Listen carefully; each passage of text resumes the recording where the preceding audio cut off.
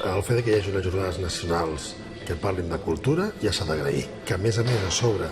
la direcció general hagi pensat en un municipi com el nostre per tirar endavant unes jornades d'àmbit nacional, exemple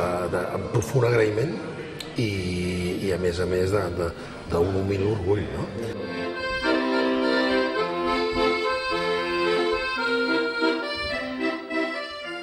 Estàvem parlant fa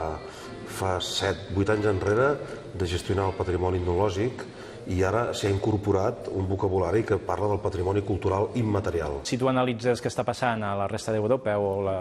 altres llocs, al Canadà o als Estats Units, fins i tot a altres llocs, la tradició de la mirada del patrimoni integral fa molts anys que ja existeix, des dels anys 60-70 ja s'ha anat consolidant,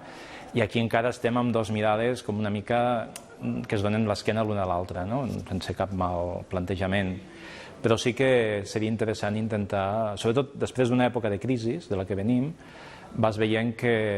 tampoc hi ha tants recursos per invertir i que potser és més lògic fer un model català, diguem-ne, que seria el de cooperació entre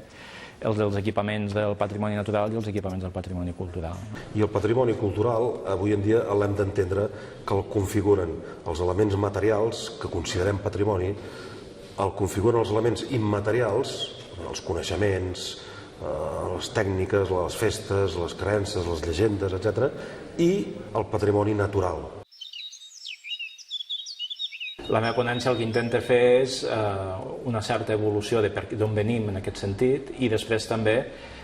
treure damunt de la taula algunes experiències de cooperació entre equipaments patrimonials culturals, diguem-ne, i parcs per també establir una certa cooperació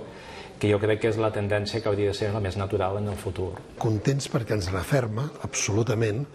amb aquella redefinició que vam fer a l'entrar com a equip de govern, no? Hem apostat per un equipament molt transversal, un equipament que a més vam rebatejar, que vam dir Cantrona, Centre de Cultura i Natura, precisament, per posar en valor aquest patrimoni cultural i natural, tant de casa nostra com de la comarca com del país.